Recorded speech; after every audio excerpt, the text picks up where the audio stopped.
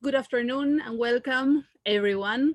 On behalf of Boston College, Ivana Gambarruta, school principal, and myself would like to thank you all for joining us in the second session of our Jornadas Boston College. First of all, I'd like to thank our special guest from London, Elizabeth Yentumi. Hello, Elizabeth, how are you? Hi, fine, thank you. Thanks also to our host teachers, Jorge Capelle, Ivana Gambarruta, Camila Lifchitz, Teresa Torre, Luisina Torres, who will be emceeing this virtual meeting.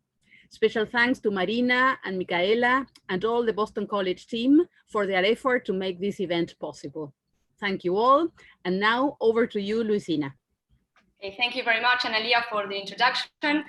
Well, we're here together to discuss a very important issue that has recently caught everyone's attention due to some very unfortunate, to the very least, events that took place in the United States. Although we must say these are not new or recent situations, these are very old issues or situations that have been taking place in history. And we have this very special guest, Elizabeth Yentumi, whose bio data I'm going to present and read right now. She was born and raised in South London. She studied French and Spanish at university. During her studies, she spent a year abroad teaching English in Buenos Aires and studying in Toulouse. Following university, she taught English for a year in Malaga and has since worked in human resources in London, where she helps senior leaders to get the best out of their people at work. So, hello, Elizabeth. Thank you for being here. And we are all very eager to listen to you and to watch your presentation today. Thank you. Thank you so much, everybody who's watching, and thank you so much for all of you who've organized this so well. I'm really happy to be talking about something that's so important today. I'm going to share my screen and share a presentation with you and then just talk through some of the slides that I put together. This is a topic that I'm really passionate about. I'm not the expert, I'm going to say that now. But I have to talk about a lot of these issues at work as well and help people deal with them and understand them. And yes, so hopefully you will enjoy the presentation. So I'm just gonna.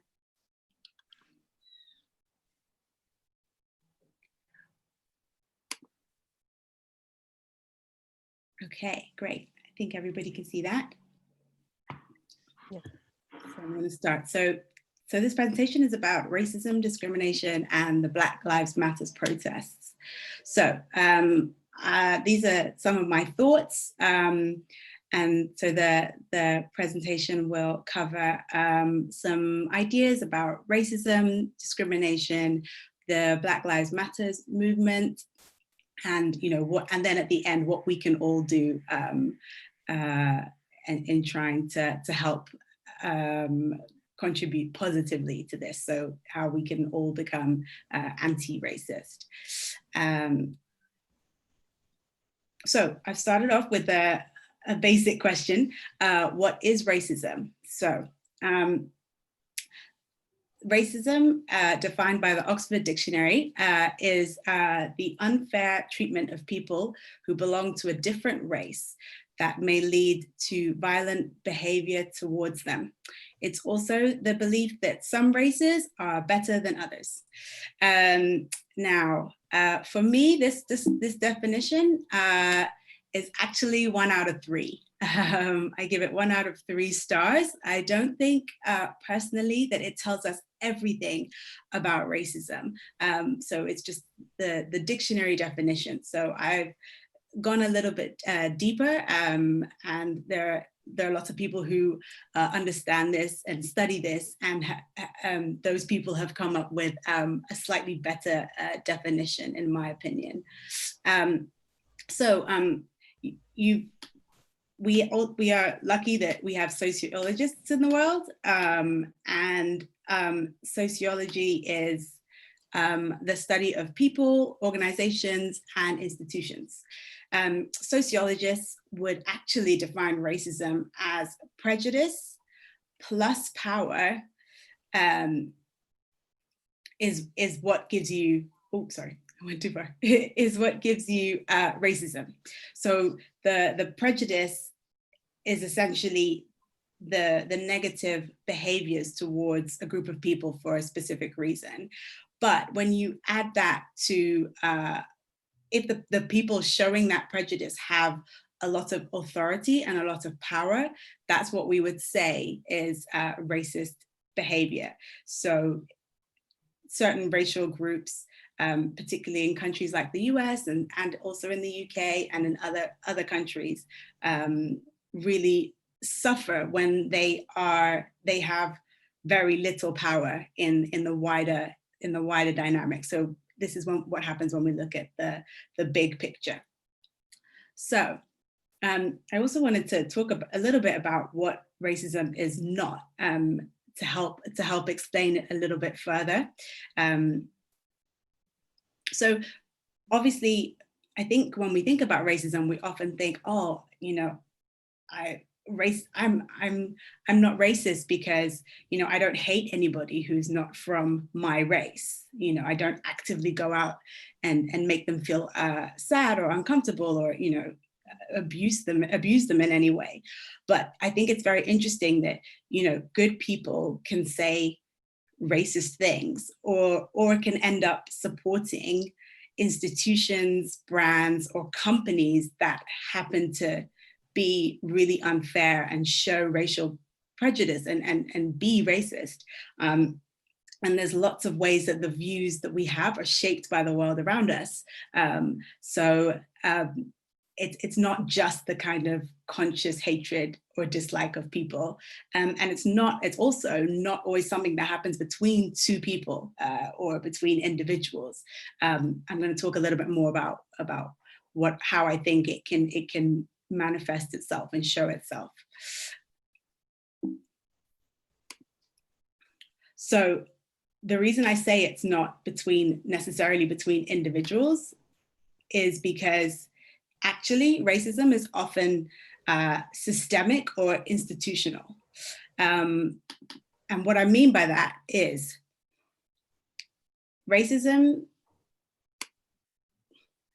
systemic or institutional racism is when we have racism as part of the structure of our society.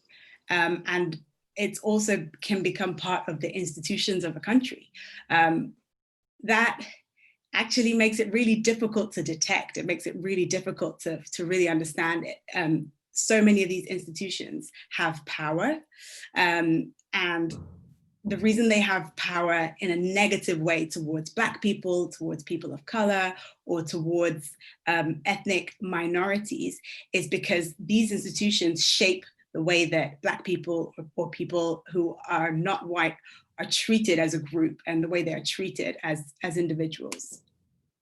So what I mean by that is the kinds of institutions I'm talking about are schools, universities, the government sometimes, businesses, the justice system, police departments, the media, housing departments within the state, employment, and banks as well. So that's kind of the institutional power is where we find some of these kind of racist policies or racist processes, or just racist understandings. And sometimes when these are woven into the structure of the way a society is built, that's kind of when you get people suffering from racism on a daily basis in their lives, because every time somebody who is Black or a person of color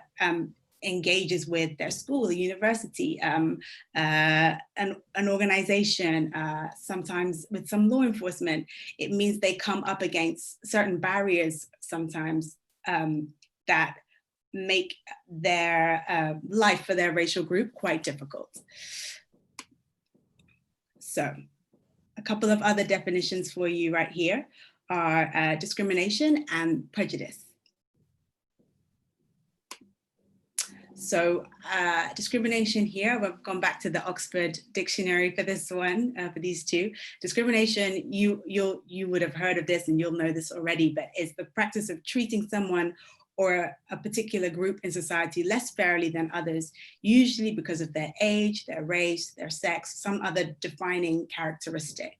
And prejudice is quite similar. It's an unreasonable dislike of a person, group, or custom, especially again when it is based on their race or their religion or their sex. So we obviously see discrimination and prejudice in many different forms in society, but I wanted to make it a bit more real for you. So I've made a little exercise here. It's quite simple. So I'm not saying this is to anybody, I'm not saying this is exactly how it works everywhere, but I just wanted to give kind of an idea of how discrimination and prejudice and obviously racism can kind of work its way into our daily lives without sometimes us even knowing about it, right? So meet my three friends over here.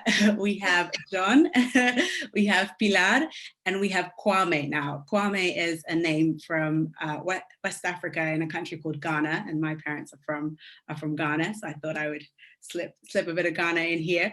And so let's just think about some of the things that John, Pilar, and Kwame are going to deal with in life, right? They all have the same qualification. They went to a good school, and now they're all trying to get a job, right? So in certain parts of the world, if they send in their job application, I just want you to have a guess, you know, where white people are the majority and are mainly the ones who are in positions of power and authority. You know, have a little think just to yourself right now, who's more likely to get that job interview when they send in their, I think you call it a curriculum, like their CV, right? With the names that they have. We have John, we have Pilar, and we have, if you put in a proper African accent, it's Kwame, which is, you know, quite a name. So I've based on the evidence and the data that we have access to, we would be able to say that John is most likely to get called up for that interview. Pilar might get called up for the interview, but also, unfortunately for Pilar and most unfortunately for Kwame, the person who is hiring might have some unconscious bias. So that's just some kind of thoughts around people who are not white that aren't necessarily positive, and that can sometimes be based on negative stereotypes of what they think of those types of people, what they think of those minorities. That's not to say those are true, but you know, we kind of get all this information from the media and from information that, and we don't always know the roots of the information. So you just hear a lot of stuff. All of that kind of happens. Maybe the person who's hiring is having the kind of day where there's so many meetings and they just think, oh, okay, my name is Jack, and oh, this person is called John. Great, bring him in. He sounds like a trustworthy person. And then before you know it, they brought in only the application from John and not from Pilar and not from Kwame. A similar situation happens when we look at the prison system. This is slightly more worrying. Say that John, Pilar, and Kwame all committed exactly the same crime. We have data to show that John would get a shorter sentence because he is white. Pilar is likely to get a longer sentence for doing exactly the same crime. And Kwame, as a Black man, would be most likely to get a much tougher sentence. So that's a much tougher punishment than both John and Pilar. And then finally, I've got here an example about being excluded from school. So they've all done something wrong. If they're going to be excluded, John is the person who probably will have the lightest punishment, followed by Pilar, and then followed by Kwame. And that is based on data that we have both in the UK and in the US. So I hope that gives you a bit of an idea. I'm sure you got all those answers right. So something I wanted to talk about as well was the Black Lives Matter movement and when it started. So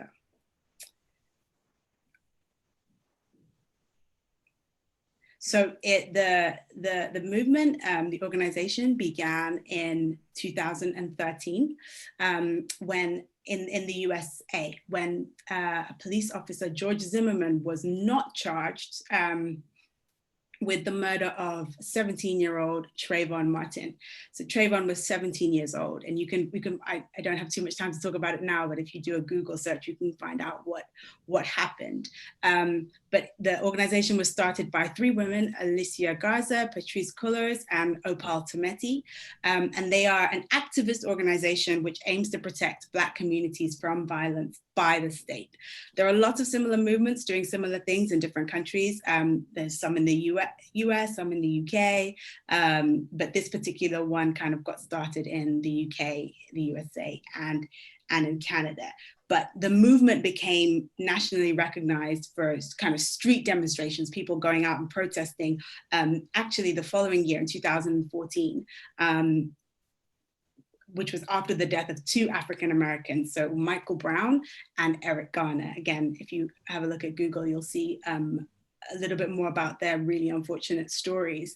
But essentially, this movement are known to protest police brutality and police violence against Black people. And the whole idea of Black Lives Matter is to say that, you know, the way that the things that we see happening in the news and these events, these horrific events, seem to show us that Black lives don't matter, and they definitely don't seem to matter as much as other people's lives. That's just based on the evidence that we see. So that's how the movement got started.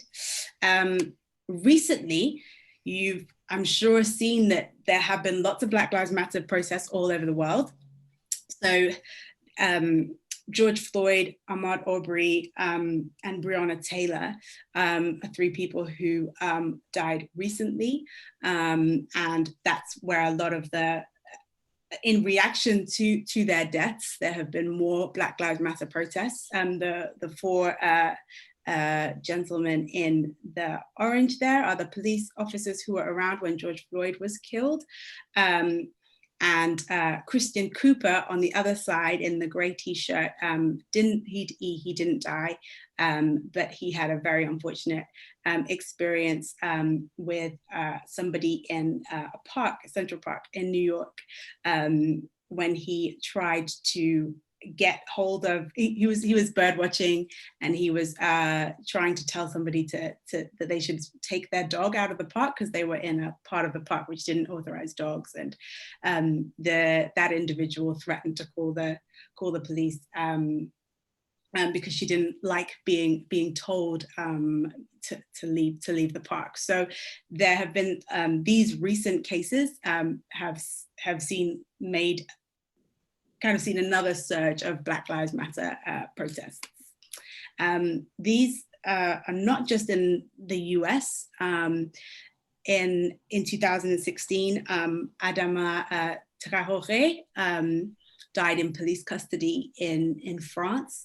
And so on the right, you'll see a picture of a Black Lives Matter protest in Paris. And following on from the reaction to George Floyd's death, but that kind of brought up some of the issues locally that had been happening in France, and of which Adama Traoré was a victim. There have been issues with police brutality in the UK as well. So here are some pictures of some people who died in police custody in the UK. I've put their names there. I can share these slides afterwards if you want to find out a little bit more about their stories as well. And yeah, as I said, the protests have been everywhere. Maybe because COVID-19 has given us or coronavirus has given us more of a focus point on the importance of life and human life, maybe. But yes, there have been protests everywhere. Japan, the US, as I said, Sweden, Spain, the Netherlands there, and also in the UK. So there's been just a huge reaction to what's going on all over the world. Another part of the protest that has come up as well is the removal of statues, or the call from people to remove statues. So on the left, you'll see an individual called Robert Milligan, and he was a slave owner and a slave trader in the UK.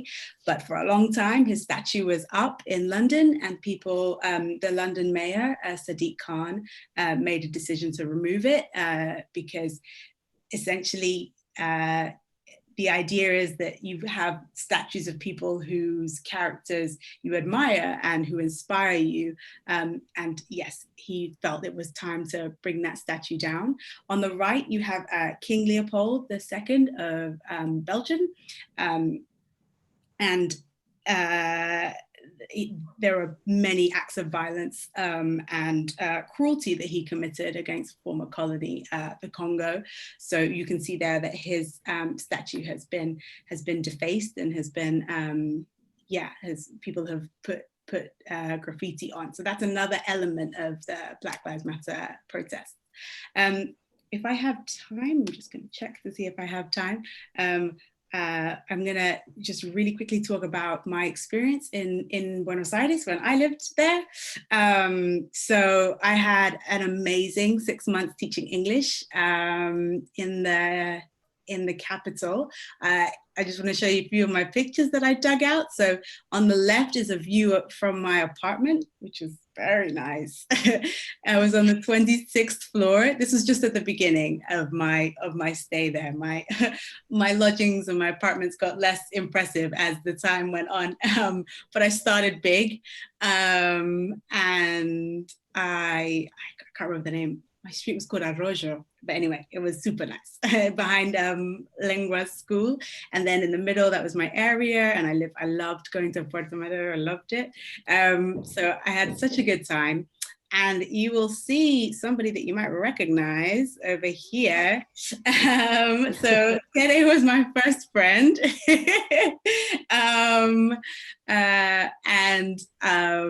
Yeah, we had some good times together. That's a giant mate on the left there. Yeah, I went to all different parts of the city. I went to Boca, I went to, loads of places. And I did have an amazing time. What was interesting and what really stood out to me while I was in Buenos Aires was that people were shocked to see me. There were very few other Black people. At the beginning, I found, I think I found more Black people as I got to know the city. But what kept happening was people always asked me, ¿de dónde sos? Always. They just asked me where I was from.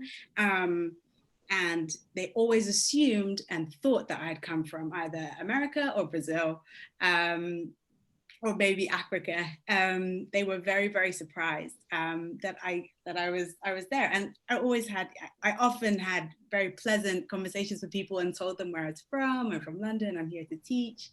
But I found it a little strange that people never thought I could be an Afro-Argentinian. I could be, that my family was originally from Argentina, why not? The reason I say that is because in Britain, people just, kind of think you could be from here, you could be from the UK. So I think that it kind of, I then started reading and did a bit of history and learned that actually there is a community of Black Argentinians, of Afro-Argentinians around. And I learned a little bit about them, and it was quite strange sometimes to always be assumed to be a foreigner. But so that was part of my experience. And as I said, I had a wonderful time, but I did meet people who had an idea of Africa and had an idea of Black people. It wasn't always positive. And so I had some interesting conversations with people kind of explaining a bit about my culture, a bit about Black people in the UK. Yeah, and it was definitely a learning experience. So I'm going to finish up there. I just want to leave everybody with a couple of points on kind of what we all can do to become anti-racist.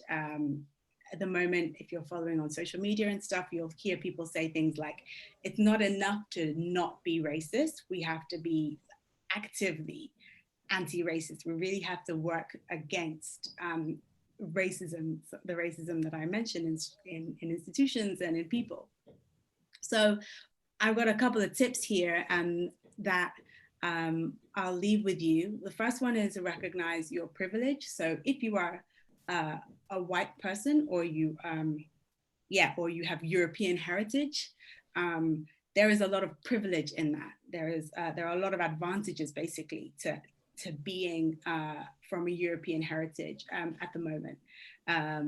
And some of that is because of that institutional power that I talked about earlier. So it's really important to remember that is the case, and to use your privilege to help other people as much as you can. Another point that would be great is, if you see racism and you see prejudice and you see these bad behaviors, you say something about them. You'll always feel better saying something than not saying something, I think. And you can do that in a very caring way. You don't have to be rude to people. You can just say, what did you mean by that when you said that? I think asking questions is a really good way of making somebody explain why they made like such a negative or prejudiced statement. And I think doing your research is really important. There's so much information out there, and I've got a list of books to show you. But also, I think it's really important to remember that racism has been around for hundreds and hundreds of years, and hopefully it won't be around for too much longer, but it's definitely something that we need to work on. It's not going to disappear in a day or in a year, or just because of some protests. And I think, when people talk about racism or any type of discrimination, not just on race, it's really important to listen before you speak, and consider, do I have to say anything at all? Can I just say thank you for telling me that, or that's really interesting, and leave it there, as opposed to defending yourself or maybe the people in your social group. So I have an anti-racist reading list to show you, and I'm sure this will get sent around, but there's some amazing books, that have been written about racism, and there's a list here, and I'll send that around later, but there's so much out there. There's no excuse for us not to know what's going on. So thank you so much for listening to my presentation, and would love to answer any questions you might have.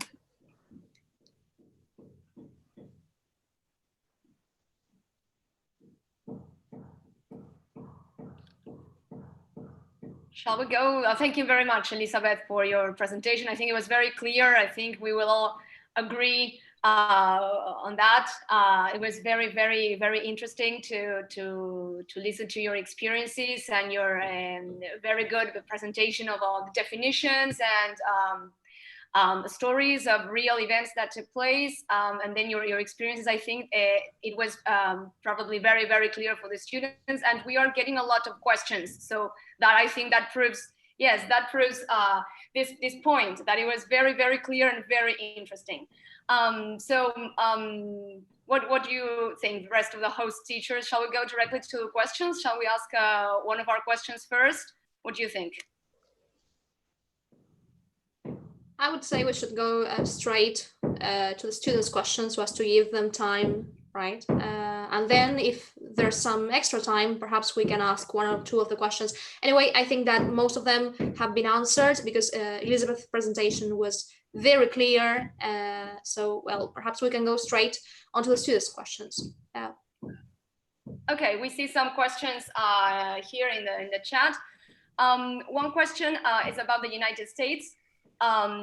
It asks if we could say that in the United States more attention is paid to the economy, or let's say to economic issues, than to social problems such as racism? That's a great question. Wow, that's a very good question. I think what I'd say about the United States, but also the UK, is that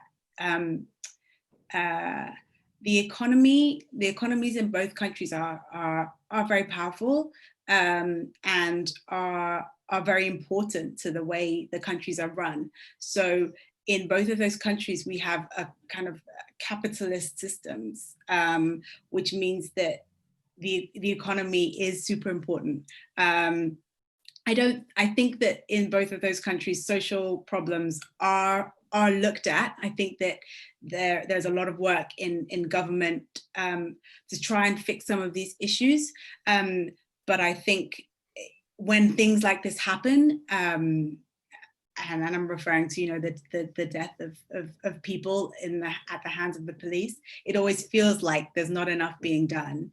And so I would say that what we are really lucky for, I can only speak about the UK in like detail, but what we're really lucky to have in the UK is a lot of organizations that push the government to be better. And I think, you know, charities, activist organizations kind of, and I think that it's a similar situation in the US probably as well. But yeah, I think I wish more would be done in terms of social justice personally. Yeah, in lots of places in the world. Okay, excellent. Okay, we have some more questions. Do you think the best way to fight racism is by taking to the streets? Another brilliant question. I think a problem that is as deep as racism and needs to be fought in lots of different ways.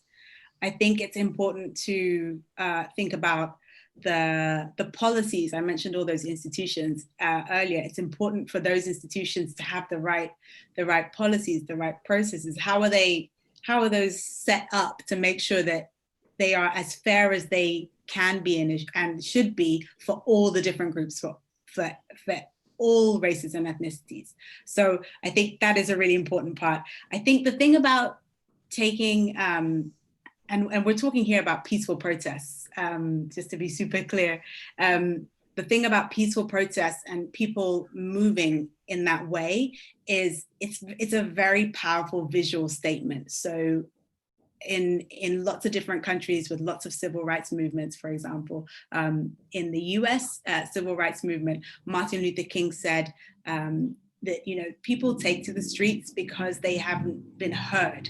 So when you're not being heard and you're trying to do things in a kind of democratic way and people aren't listening and the state isn't listening, that's when people take to the streets. So, and it, as I said, it's visually very, very powerful when it's done peacefully and in an organized way. So I think the best way to fight any problem is to have lots of different methods of attack. You know, you come at it from all angles. Yeah, that's what I'd say. Cami, Tere, Jorge, would you like to ask some of the questions on behalf of our students? Right. So the following question is, well, did you come across any sort of problems when you were here in Argentina, when you were teaching? I actually had a brilliant reception from.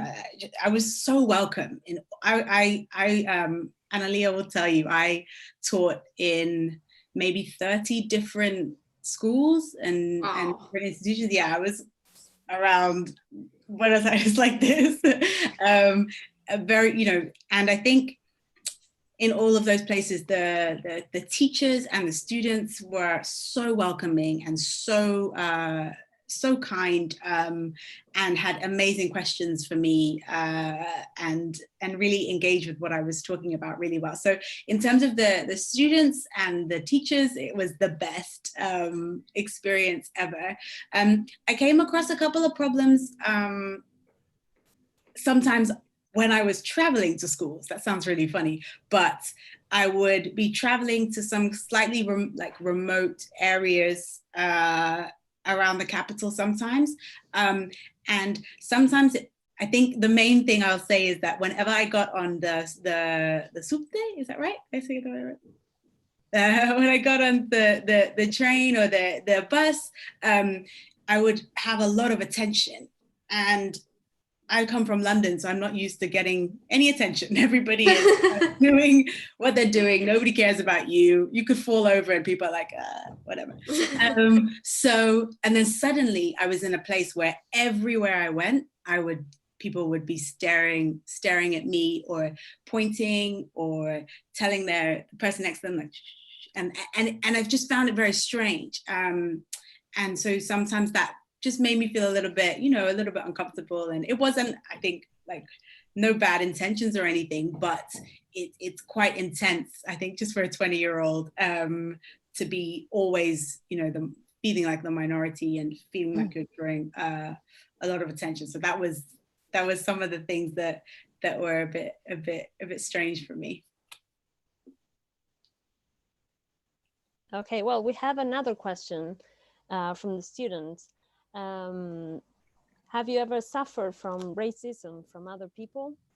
Yeah, I have. So I think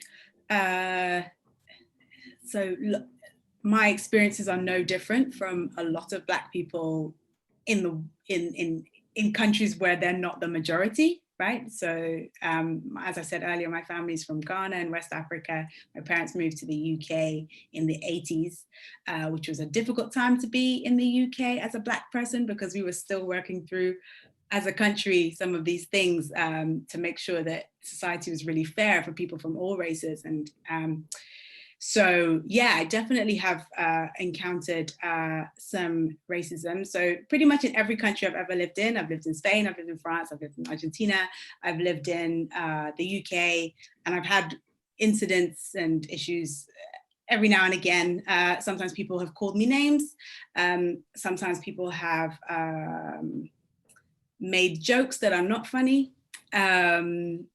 Often that's a big one, is sense of humor, because that's, in many ways, it's quite difficult to get right sometimes.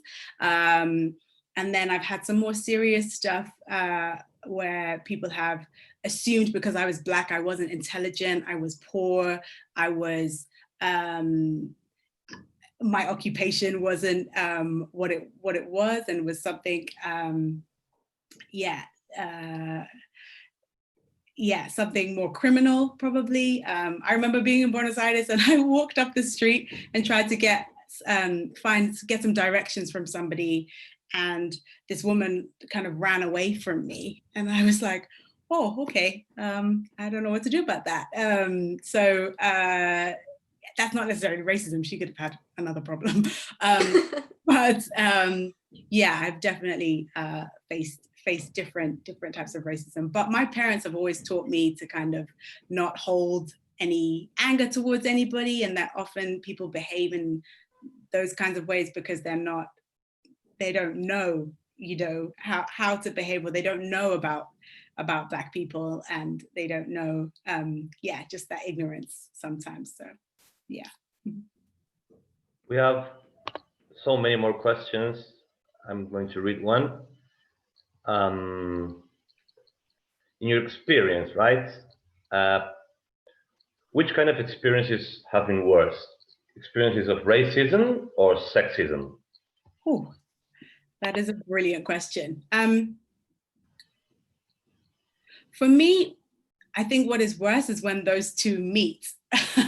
So another term that I didn't put on my presentation, but gets talked about a lot when we talk about discrimination, is intersectionality. And that is basically when you have, I'll give it as an example for myself. I am a Black person, but I'm also a woman. So the problems that I have because of both of those things can make life kind of difficult sometimes. So that's with it's the same thing for anybody who has kind of has a different, we call it in the UK protected characteristic, but you know, somebody who's gay and then also disabled. That is they will struggle. They will have the struggles of somebody who's gay, but they'll also have the struggles of somebody who's disabled. And then it's just like, it's a lot. And it was already bad before, right? So I think, I can't think of one which is worse. I can't think of a specific example but I think that is a really good question. Where you see people who are dealing with more than one thing, usually the situations are very difficult. I'll think of one quick example. And there are lots of organizations where it's very difficult to be a woman because those organizations have been run by men for a super long time. In those organizations, they've also been run by white people for a very long time. So when you add people who are not white, but also people who are not white, who are also women, they can have a really difficult time for so many different reasons. So yeah, hopefully that makes it clear. Mm-hmm. Well, there's another, well, there are many questions because apparently students got very interesting in this presentation, but there's one which is, in my opinion, particularly controversial, and it's, do you think we should defund the police? Yeah, that is a controversial question. And it's a very interesting question. So I know a little bit less about this, to be very honest with you, because I've seen more of the way the US is set up. This question is a bit more is more appropriate to the structure of their police systems, right? So each state kind of makes, I don't know loads about it, but each state kind of makes decisions about how the police will work. Whereas in the UK, we have kind of a much more of a uniform system, like of the police. We have some differences, but and we don't really talk about defunding the police at all in the UK. So I think on this question, I would say that the current situation cannot go on any longer, right? Everybody kind of agrees that. So I would say that where the evidence and the data and the analysis suggests that defunding the police works and actually makes sure that police use less excessive force when dealing with the people that they arrest, the people that they meet, the communities that they serve. If defunding the police is proven to work, then it's something I would naturally support, right? But I think it's not just about defunding the police. So even if you did defund the police, there are so many different social issues and so many different problems in the structure of the society, you know, as I talked about in my presentation, where Black people and people of color and minority ethnics are struggling with.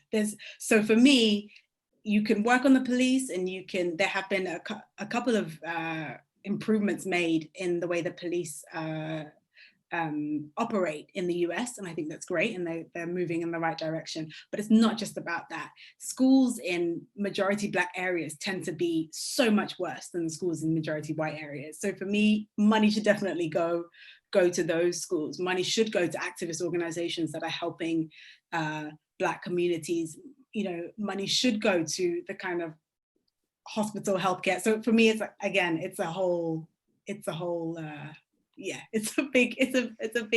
big issue. But we definitely should look into the way the police are funded and what they do with that money. You know, could they use that money for better training for police officers with guns? Maybe don't defund them, but make sure that they use the funding, you know, more appropriately, more effectively, maybe. But great question. Thank you for putting me on the spot.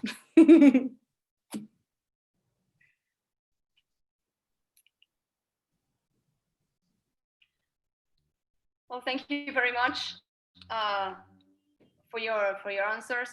And here I find a very interesting question too. What is the politically correct way, or might we say acceptable, let's say, correct way to refer to a person's complexion or skin color? Because we have worked in class with some defensive reactions that people have when they say, oh, we can't say anything anymore.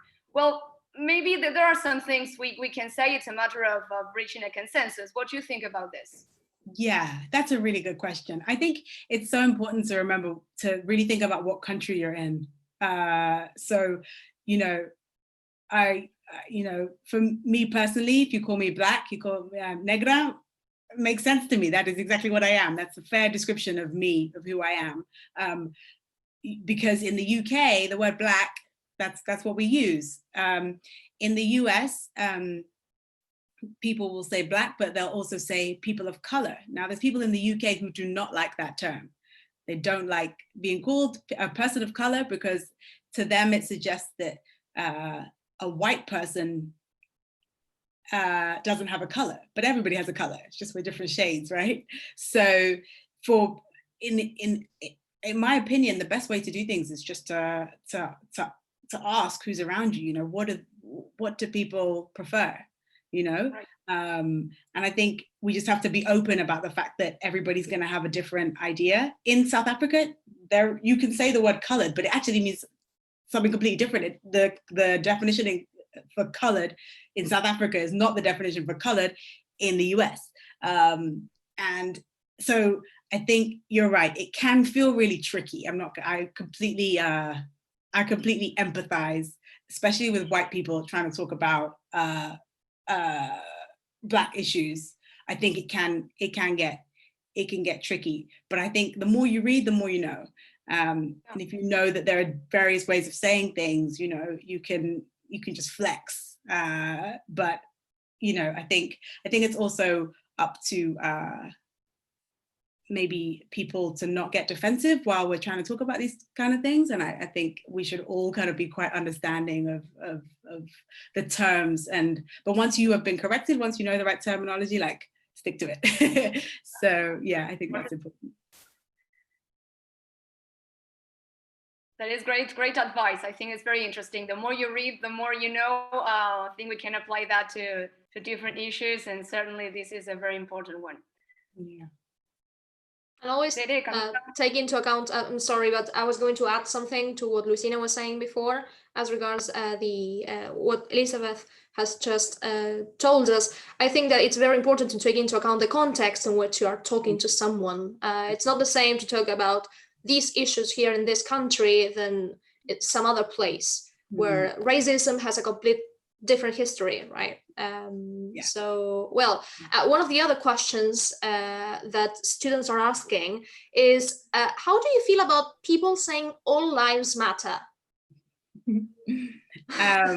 Great question.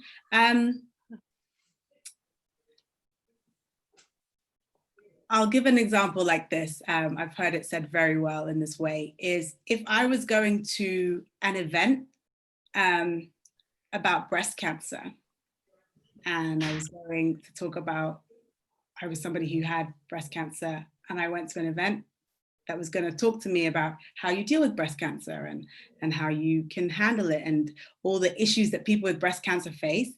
And somebody came into the back of the room and said, "What about stomach cancer?"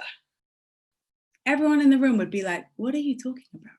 This is a breast cancer event. Get out. Like, the stomach cancer event is next week, or it's down the hall." Okay, so just you go over there. No one's saying that me with breast cancer and you with stomach cancer, we're fighting, we're competing. But there is a space that where we're talking about a specific thing and specific issues that therefore do not relate to stomach cancer, right? Or if somebody came back in the room, we're like, "What? Well, all cancer is important." Of course. What a silly thing to say. Of course it's important. But if all cancer is important, then breast cancer is important, because it's all cancer, then it's breast cancer. That's how I would explain how all lives matter comes across. It's irrelevant because, and you're basically saying the same thing. If I say Black Lives Matter and you say all lives matter, then you agree with me. So I don't know why you said it, is basically how I feel about it, and how a lot of Black people feel about it. I can't speak for everybody, but I think what comes across in that moment where you said, all lives matter. Let's go back to the cancer analogy, because I like it. If I've said I have breast cancer and you say, well, all cancer is important. I mean, what a thing to say to me when I'm kind of struggling with something or when I have a problem. You know, you've basically just dismissed me and dismissed my problems and not heard me at all. So I think people who say that, you're not wrong, but you maybe haven't heard. And I think somebody explains it really, really well, which is, I can't remember who it is, but they basically said what Black Lives Matter kind of implies is that Black lives matter too, like they matter as well. It's not that one that mattering means that other stuff doesn't. It's just that, oh, as well as white lives, as well as as well as white lives, Black lives also matter. So hopefully that's a good way, a diplomatic way of explaining it. Thank you.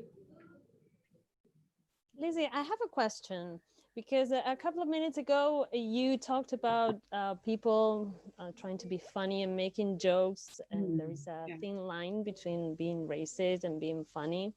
But do you remember our friend Harry? Yeah. Well, can you explain to our students why it's not okay to use the N-word when you are not a Black person? Because maybe they don't know about this.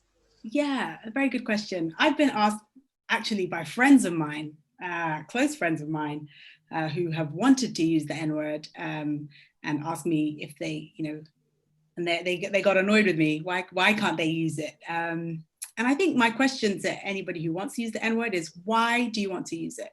What's the reason? Is it so you can kind of sing along to your favorite hip hop, rap, music? You know, what's the point? I think words are very powerful, and all words have a history. And I think that particular word and many other racial slurs have a very, very dark history, a very, very seriously abusive history.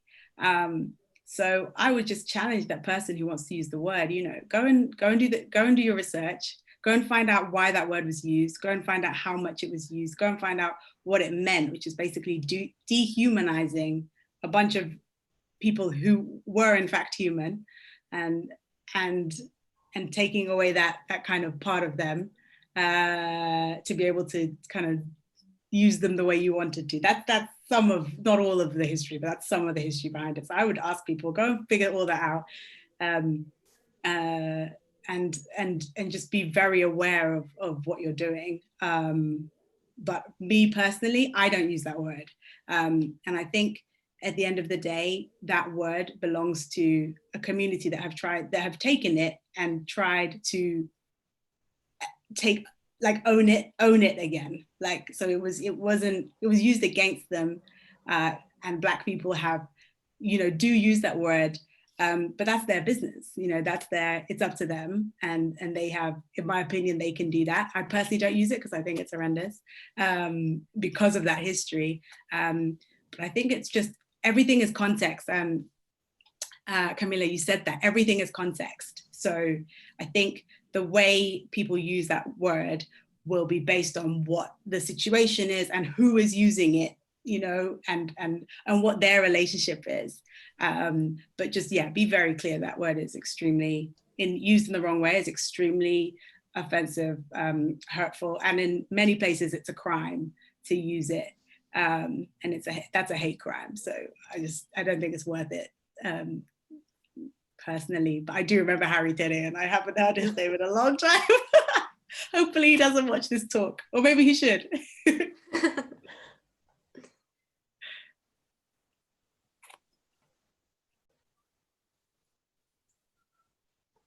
Oh, these are such great questions. Another interesting question that I see here in the chat is, do you think Asian people in countries like the USA or the UK, or others for the matter, are discriminated against in the same way Black people are? That's such a good question.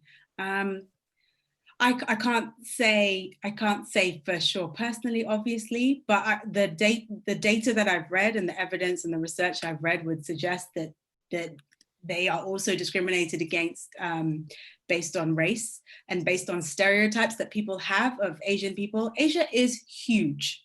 So just the fact that we keep saying Asian and we say Black, you know, these are countries that have like incredible cultures and they're so different, and they might, and we kind of bang them in together and just say Asian. And I know that makes sense and it's easier sometimes when you're talking about stuff, but I think it's, you know, it's just, I think there are so many ways which they can be discriminated against. I don't know if it's always worse, but I definitely wouldn't say it's better. So again, that's kind of a gap in my knowledge. I don't think I can make the same comparison. What I would say though is that there are very, very, very negative outcomes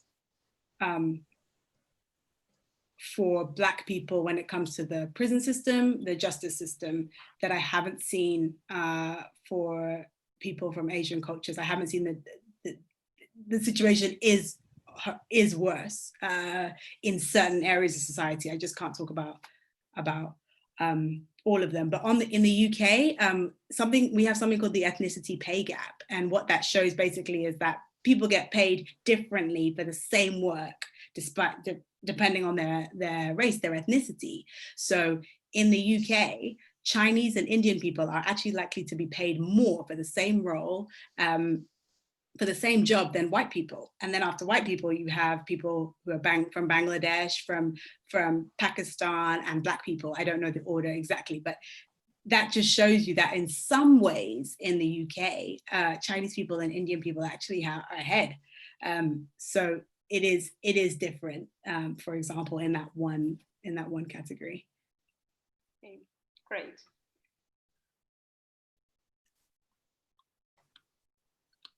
Well, there are many more questions. I don't know, Lucina, if you wanted to add something. I was going to pick another question. There are a lot of things to say about this, but we will be here forever, and we don't have that kind of time. So we will just have to keep picking some questions. I think there is an important question that's related to your work and activism, Elizabeth. Sure. Is the question was, I would like to know how Black community receives your work in activism. The more personal question and directly aimed at your specific work and activism. That's a great question. Thank you so much for that question. So this is probably the first time I've talked about this kind of in this way. So I'm really grateful to you guys for the invitation. And I think me personally, I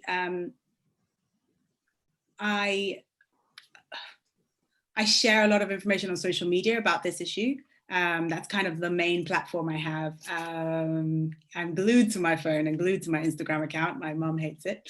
And yeah, I think the Black community, because everybody is different, what I would say is that there isn't one view towards my experience, their experiences towards racism. I explained it like this to somebody the other day. Racism is such a personal thing, and your views on it are dictated and are informed by your experience of racism. And that means that depending on what you've been through, it can be really traumatic to talk about this stuff. It can be really difficult because you might remember a horrible experience that you've had.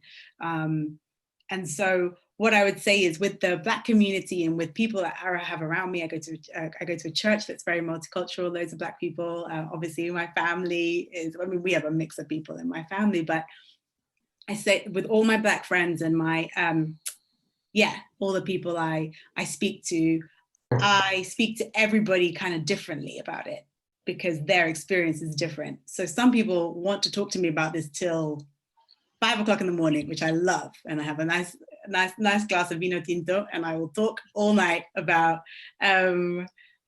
these issues. But I have other Black friends who never speak to me about this stuff and don't want to talk about it because either it's too painful or, they're frustrated and they want to talk about things that bring them joy rather than this. And so that's a good question. It's very mixed. And yeah, I take it slow with people, because it's also very emotionally draining to see people who look like you being treated in this way. And you know, so it can be really tough, actually. Great question. Well, I have another question. Do you think that there is a relationship between white privilege and cultural appropriation? For example, maybe non-Black people getting braids or darkening their skin color. We have some examples of popular people like the Kardashian sisters. I mean, most probably our students have heard about them. Yeah, that's yeah, we have heard of the Kardashians, definitely. That is yeah, that's a solid question. I think what I would say about that is, I think there's a big difference between what people intend, between basically people's intentions and the impact they have. And I think with things like this, where you are potentially discriminating, or you're talking about racism, let's say, we have to talk most about the impact. What is the impact you're having on that group of people by having that hairstyle? By, I can't think of more examples right now, by saying the N-word. What is the impact you're having on that group of people? And I think, you know, it seems like nothing to you. I think that to those people, you know, that's why I mean the intentions are often not malicious. They're not people aren't trying to be harmful by just going and getting a cool hairstyle. I was younger, I used to have braids. I look pretty good. My mom did my hair for me, but I think at the end of the day, that person, whoever asked that question, the point about white privilege is that when a group of people are systematically left out of so many things, left out of opportunities, when they are treated in such a way for such a long time, that disadvantages them, what it can feel, the word is disingenuous, but it can feel like you just, as that person from the majority culture, you just want to take the bits that you like and the bits that you think are cool, but you don't have to do any of the struggling. You don't have to battle any of the issues that community is battling. And so it's basically what it can come across to members of the Black communities. You're kind of exploiting parts of that culture. And again, for me, it's really about the history. The reason I don't use the N-word is because I hate and just despise the history behind that word. But braids, the reason they were started was when Black people were slaves, you know? And I just wonder how many of the people who aren't Black, who wear their hair that way, actually understand the history and know that, you know, where all that comes from. So maybe some of them do, and that's great. But for me personally, the idea around white privilege, I think, is just that in lots of countries, white people or people from a majority culture, let's say, are just used to having lots of things when they want it and how they want it, and kind of just pick and take from different things. That's what it can seem like. I'm not saying that's the case. So I think that's the tricky thing. That might be the link between white privilege and cultural appropriation. I think, again, it's about the impact you have, you know? So I have a couple of friends who put on an accent when they talk to me sometimes. It's like an African accent. I don't really like it. I know they're being funny, but for me, they're taking a part of my culture that is very precious to me and misusing it, or using it in a way that it was not intended to be used. So I think it's, yeah, intention versus impact. But yeah, that's a hard question. Yeah. Elizabeth, now, well, that you have talked about these things, and that sometimes in the classroom, some of these situations as regards cultural appropriation and stuff may appear, because at times we see that in fashion. So, and you know that, well, many teenagers are into fashion and stuff. So how do you think that we can tackle these topics, these issues at school with students, and to make them aware of all these things you were mentioning before? That is a really good question. I mean, I was able to speak to all of you briefly before this call, and I was, I think just in the way that the attitude we have when we have these conversations, I think is so important. I was hearing from Jorge about kind of how history lessons were going with your classes, and I think the main thing to do is just to have kind of open and safe spaces to talk about all these different things, right?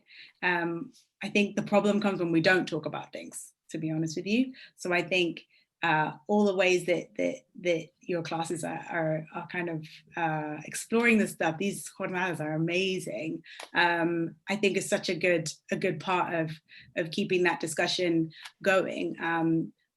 I think in schools, it's so important to read from different places, and you will obviously know that as teachers. So there's nothing new there, but you know the way we just have to keep looking at different perspectives, looking at things in different contexts, looking at things from different countries, looking at opinions that don't agree with one another, and kind of understanding different types of opinions.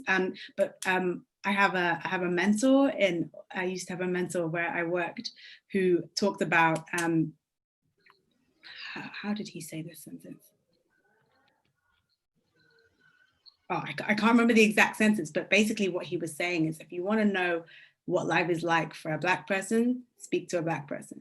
If you want to know what life is like for somebody from Japan, go and speak to a Japanese person. So while we're going to get information from lots of different places, I think like original opinions, let's say, people who really have that experience, they should be the people that we go to. And I would say that's really, really, it's really important. And there's just so much to learn from people from different cultures. So I think diversity is really key. And then like, don't be afraid to keep asking questions. And keep learning. But for me, like, number one is just read everything you can from all the different places that you can, and then share your learning with people so that they find it a little bit easier than maybe you did. Thank you. So perhaps now we can continue with the questions from students, and there's one which is particularly theoretically oriented or something like that. And one of them is asking, do you think critical race theory and intersectionality are the correct way to approach racism? Yeah, I did see that question and I thought it was amazing.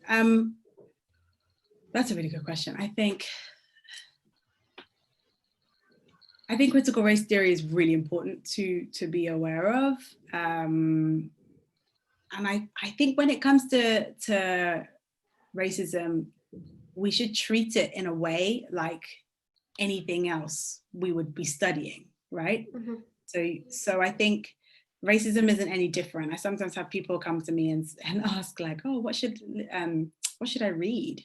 And how do I learn about this? And I say, well, if you wanted to learn about anything else, you would Google and you would start there and you would go and see like what you have to read, and who are the people who have like a lot of academic work on this issue or whatever it is, you would just do it. So it's like anything else, in my opinion. I think critical race theory is an important part of it. I think intersectionality as well is an important part of it. I think what I would say about intersectionality though, and I explained it earlier with like being a woman and being Black and stuff, like I do think it's really important to look at things personally, like first just in that category. So intersectionality is very, very important. But first, I think it's important to understand, let's take racism, the struggles of Black people first. Just if you are Black, whether you're male or female, what are the issues you might deal with? Then move on to, okay, now what happens if you are a Black man? What happens if you're a Black woman?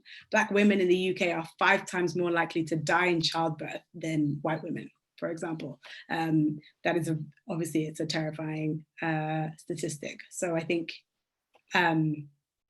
but yeah, I think we have to kind of separate things first and understand them, and then put them together. But that's just how I work. That's a very interesting question and answer, and I suppose our students are interested in that too, because we've also been working with gender and feminism and issues, and they are probably more used to hearing about the gender pay gap. So when you mentioned the ethnicity pay gap is something that fits into this unequal system. So thank you very much for all your answers. All the questions that we received in the chat were great. We saw our students very, very engaged, and we have many positive comments about your presentation and your performance today. So we would like to share some of them with you, and say, well, what a lovely speaker Elizabeth is.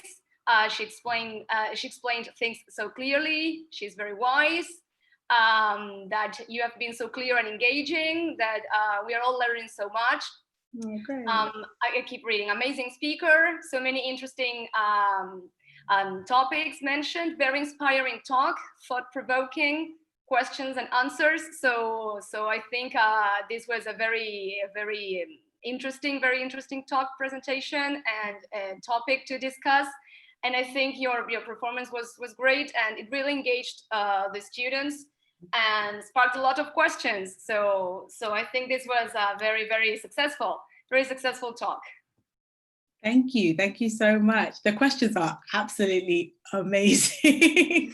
I don't think I've had to think like this even in my job for like a good 6 months. So it was so great to spend time with you. And just in terms of the questions, if you want to just drop them to me in an email, I can kind of just reply.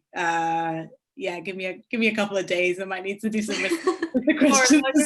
Thank you very much. So good. So I could just reply to any other questions. So please do keep sharing those. But thank you. This has been so good for me to learn as well. So thank you. Thank you very much. So Elizabeth, thanks so much for joining us today. As the host teacher just said, great talk. Students are so happy, and they have asked such interesting questions. So thank you, Camila, Luisina, Teresa, Jorge, for being host teachers today. So on behalf of Ivana Gambarruta, who is here today, and myself, thanks so much for joining our Jornadas Boston College. Thank you very much, Elizabeth. It's been a great pleasure to have you. You've been a wonderful guest, and really, this has been an amazing experience. And I believe that students leave this chat today with lots of new ideas and lots more questions, which they might keep asking you or others. So this is part of the process of learning. Thank you very much for being with us. Thank you, Ivana. Thank you, Elizabeth. Goodbye. Bye. Bye. Bye. Bye. Bye.